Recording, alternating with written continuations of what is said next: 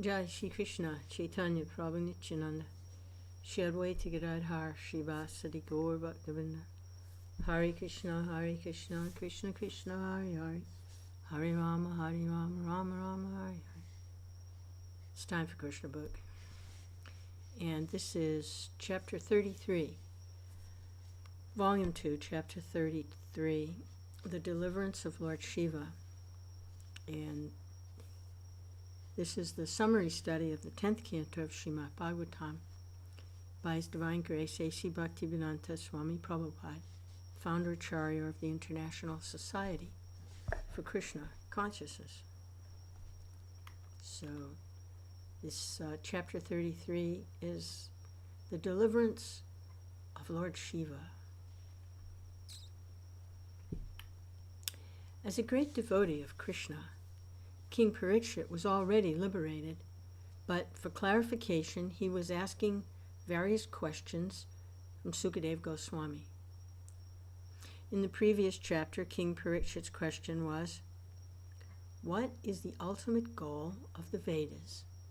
And Sukadeva Goswami explained the matter, giving authoritative descriptions from the disciplic succession beginning with Sanandana down to Narayana Rishi, Narada, Vyasadeva, and then he himself. If the ultimate goal of life, or the conclusion of the Vedas, is to elevate oneself to the platform of devotional service, then why is it observed that a devotee of Lord Vishnu is generally not very prosperous materially, whereas a devotee of Lord Shiva is found to be very opulent? In order to clarify this matter, Parikshit Maharaj asked Sukadeva Goswami, "My dear Sukadeva Goswami, it's generally found that those who engage in the worship of Lord Shiva, whether in human, demoniac, or demigod society, become very opulent materially, although Lord Shiva himself lives just like a poverty-stricken person. On the other hand, the devotees of Lord Vishnu, who is the controller of the goddess of fortune, do not appear to be very prosperous. Sometimes they're even found to be living without any material opulence at all. Lord Shiva lives underneath a tree or in the snow of the Himalayan mountains. He does not even construct a house for himself, but still the worshippers of Lord Shiva are very rich.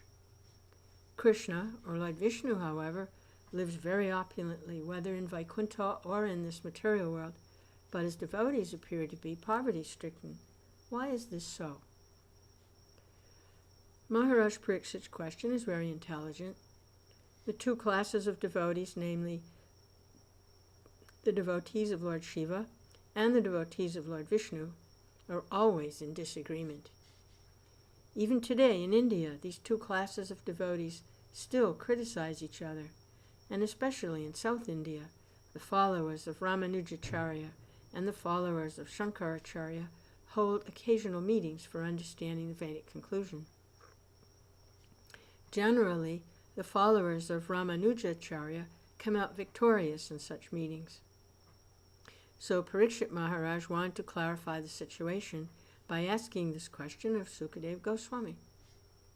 That Lord Shiva lives as a poor man, although his devotees appear to be very opulent, whereas Lord Krishna or Lord Vishnu is always opulent, and yet his devotees appear to be poverty-stricken, is a situation which appears contradictory and puzzling to a discriminating person. Sukadeva Goswami began to reply to King Parikshit's inquiry about the apparent contradictions regarding the worship of Lord Shiva and that of Lord Vishnu. Lord Shiva is the master of the material energy. Material energy is represented by Goddess Durga, and Lord Shiva happens to be her husband.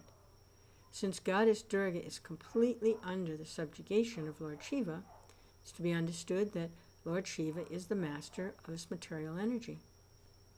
The material energy is manifested in three qualities, namely goodness, passion, and ignorance. And therefore Lord Shiva is the master of these three qualities. Although he is in association with these qualities for the benefit of the conditioned soul, Lord Shiva is the director and is not affected. Although the conditioned soul is affected by the three qualities, Lord Shiva, because he's the master of these qualities, is not affected by them. From the statements of Sukadeva Goswami, we can understand that the effects of worshipping different demigods are not, as some less intelligent persons suppose, the same as the effects of worshipping Lord Vishnu. He clearly states that by worshipping Lord Shiva one achieves one reward, whereas by worshipping Lord Vishnu one achieves a different reward. This is also confirmed in Bhagavad-gītā. Those who worship the different demigods achieve the desired results, which the respective demigods can reward. Similarly, those who worship the material energy receive the suitable reward for such activities, and those who worship the Pittas receive similar results.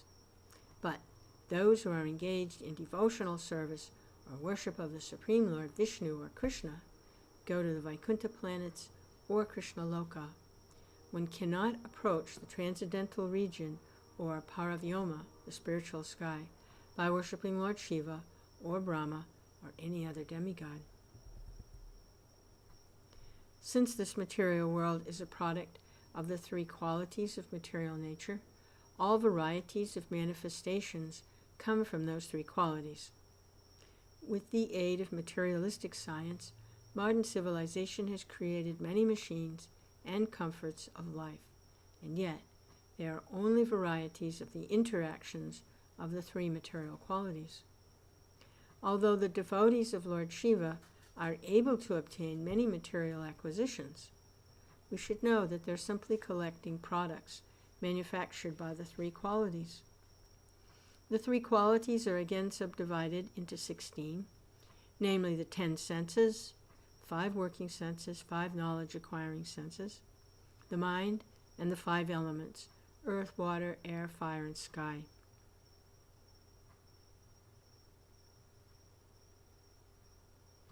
These 16 items are further extensions of the three qualities. Material happiness, or opulence, means gratification of the senses, specifically the genitals, the tongue, and the mind. By exercising our minds, we create many pleasurable things just for enjoyment by the genitals and the tongue. The opulence of a person within this material world is estimated in terms of his exercise of the genitals and the tongue, or, in other words, how well he is able to utilize his sexual capacities, and how well he is able to satisfy his fastidious taste by eating palatable dishes.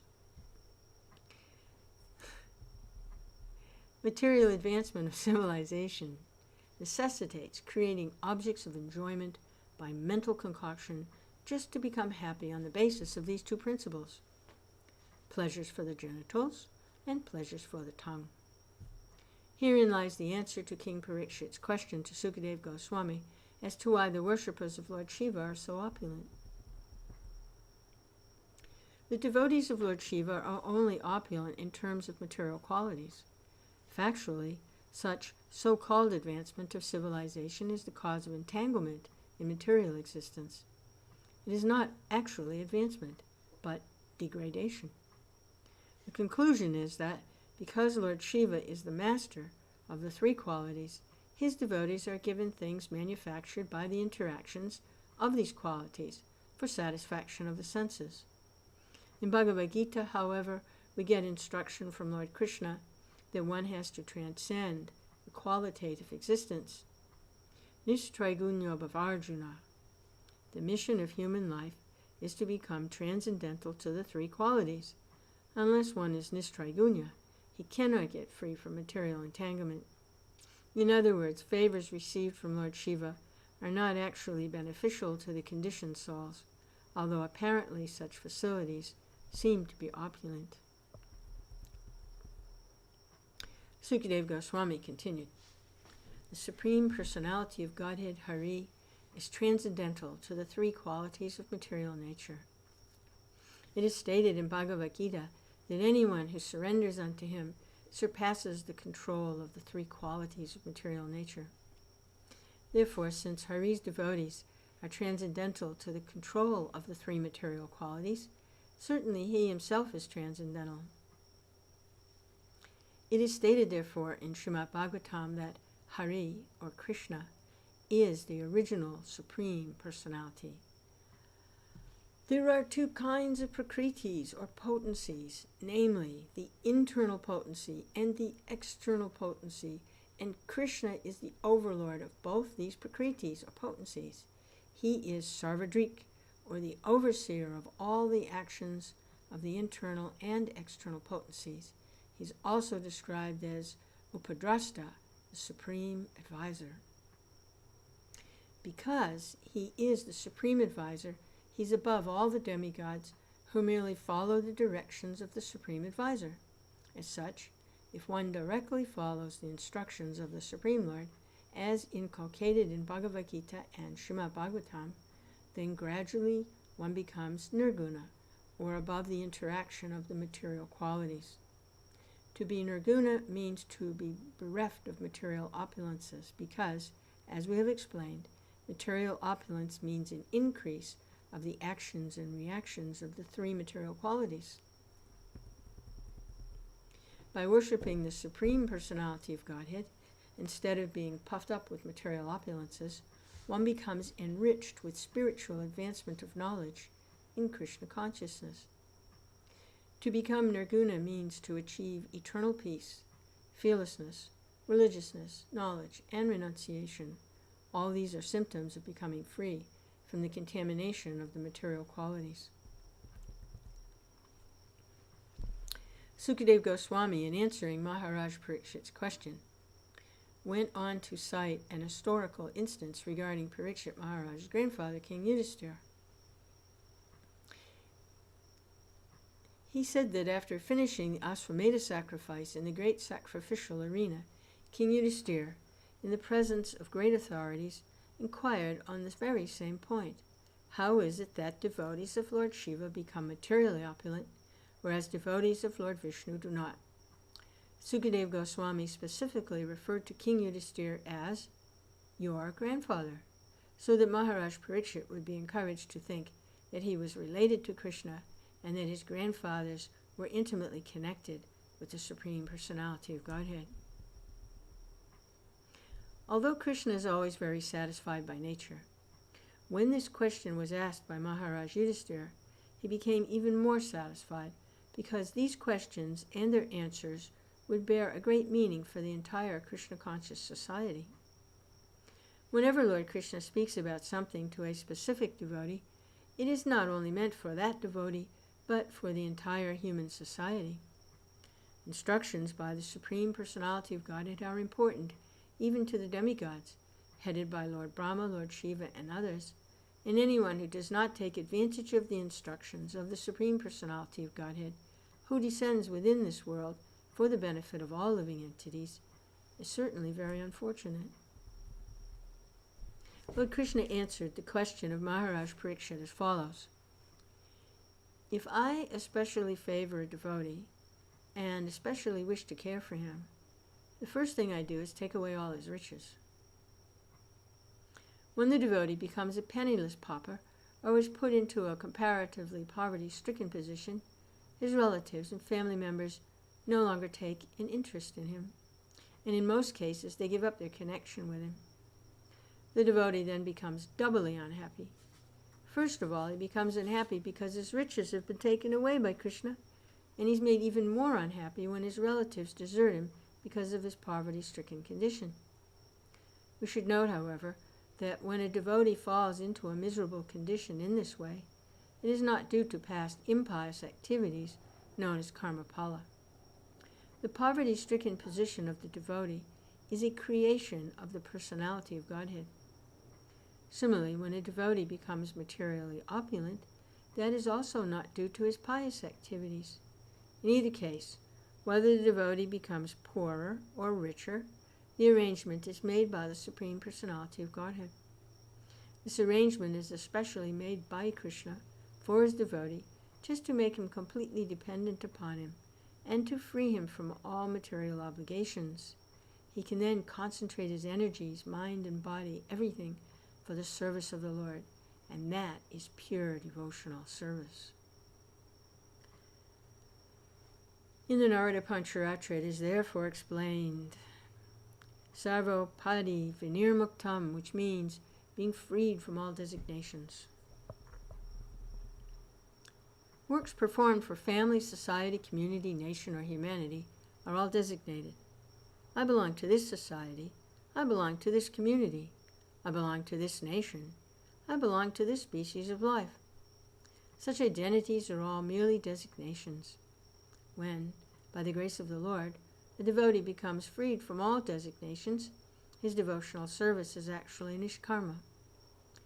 Jnanis are very much attracted by the position of nishkarma, in which one's actions no longer have material effect.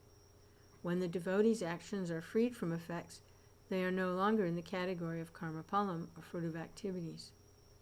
As explained before by the personified Vedas, the happiness and distress of a devotee are produced by the personality of Godhead for the devotee, and the devotee therefore does not care whether he is in happiness or in distress. He goes on with his duties in executing devotional service, although his behavior seems to be subject to the action and reaction of fruit of activities. He is actually freed from the results of action. It may be questioned why a devotee is put into such tribulation by the personality of Godhead. The answer is that this kind of arrangement by the Lord is just like a father sometimes becoming unkind to his sons. Because a devotee is a surrendered soul and is taken charge of by the Supreme Lord, whenever the Lord puts him into any condition of life, either in distress or in happiness, it is to be understood that behind this arrangement there's a large plan designed by the personality of Godhead. For example, Lord Krishna put the Pandavas into a distressed condition so acute that even grandfather Bhishma could not comprehend how such distress could occur.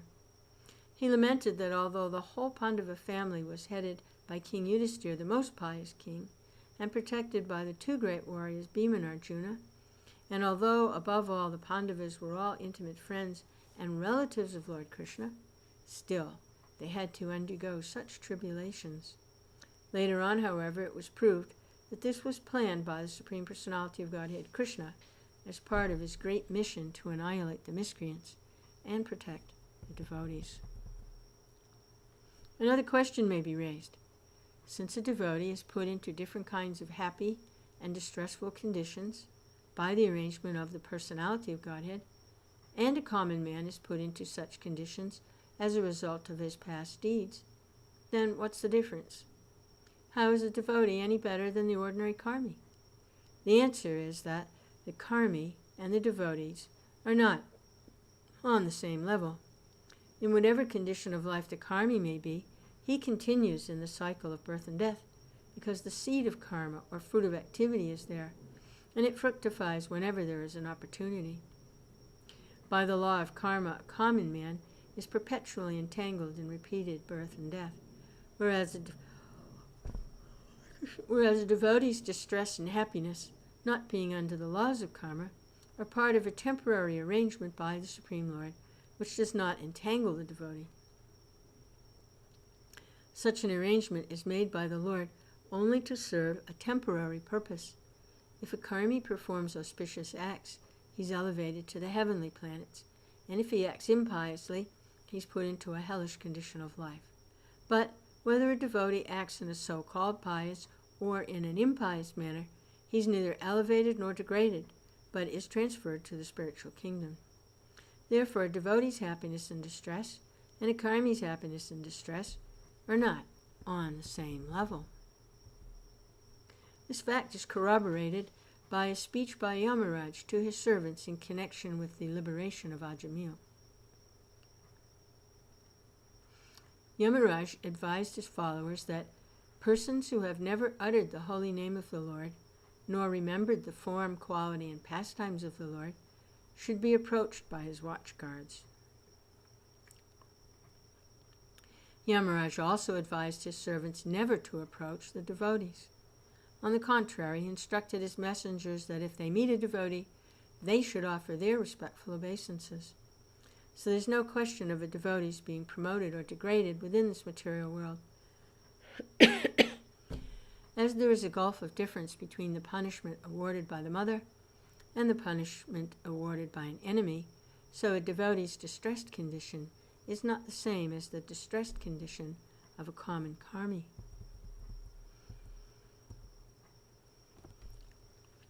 Here another question may be raised. If God is all-powerful, why should he try to reform his devotee by putting him in distress? The answer is that when the Supreme Personality of Godhead puts his devotee into a condition of distress, it's not without purpose. Sometimes the purpose is that, in distress, a devotee's feelings of attachment to Krishna are magnified. For example, when Krishna, before leaving the capital of the Pandavas for his home, was asking for permission to leave, Kunti Devi said, "My dear Krishna, in our distressed condition you are always present with us. Now, because we've been elevated to a royal position, you're leaving us. I would therefore prefer to live in distress than to lose you." When a devotee is put into a situation of distress, his devotional activities are accelerated. Therefore, to show special favor to a devotee, the Lord sometimes puts him into distress. Besides that, it's stated that the sweetness of happiness is sweeter to those who have tasted bitterness. The Supreme Lord descends to this material world just to protect his devotees from distress. In other words, if devotees were not in a distressed condition, the Lord would not have come down. As for his killing the demons or the miscreants, this can be easily done by his various energies, just as many asuras are killed by his external energy, Goddess Durga. Therefore, the Lord does not need to come down personally to kill such demons, but when his devotee is in distress, he must come. Lord Nrsimhadev appeared not to kill Hiranyakashipu, but to see Prahlad and give him blessings. In other words, because Prahlad Maharaj was put into very great distress, the Lord appeared. When, after the dense dark night, there is finally sunrise in the morning, it's very pleasant. When there is scorching heat, cold water is very pleasant. When there's freezing winter, hot water is very pleasant. Similarly, when a devotee, after experiencing the condition of the material world, relishes the spiritual happiness awarded by the Lord, his position becomes still more pleasant and enjoyable. The Lord continued, "When my devotee is bereft of all material riches and is deserted by his relatives, friends, and family members, because he has no one to look after him, he completely takes shelter of the lotus feet of the Lord." Srila Narottam Das Thakur has sung in this connection, "My dear Lord Krishna,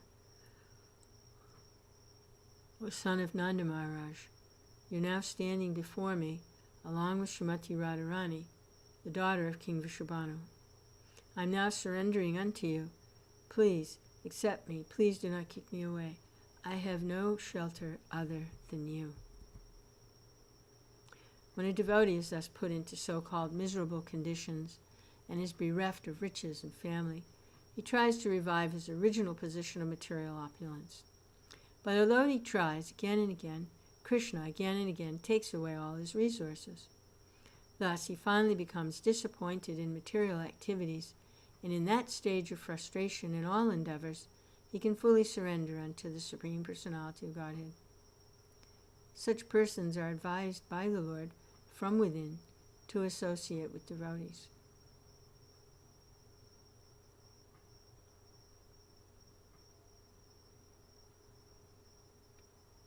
By associating with devotees, they naturally become inclined to render service to the Personality of Godhead, and they immediately get all facilities from the Lord to advance in Krishna consciousness.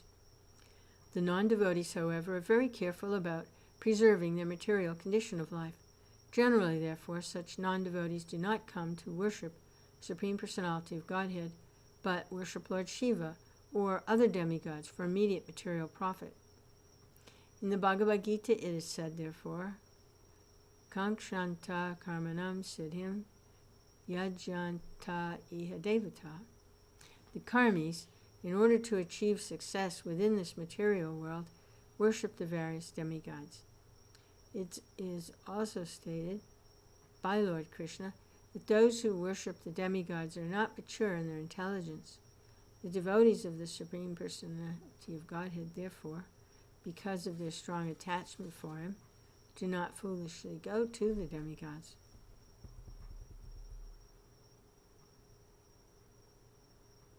Lord Krishna said to King Yudhisthira, "My devotee is not deterred by any adverse conditions of life. He always remains firm and steady. Therefore I give myself to him, and I favor him so he can achieve the highest success in life." The mercy bestowed upon the tried devotee of the Supreme Personality of Godhead is described as Brahman, which indicates that the greatness of that mercy can be compared only to the all-pervasive greatness. Brahman means unlimitedly great, unlimitedly expanding. That mercy is also described as Parama, for it has no comparison within this material world. It's also called Shukshman, very fine. The Lord's mercy upon the tried devotee is not only great and unlimitedly expansive, but it is of the finest quality of transcendental love between the devotee and the Lord. Such mercy is further described as chinmatram and completely spiritual. The use of the word matram indicates absolute purity.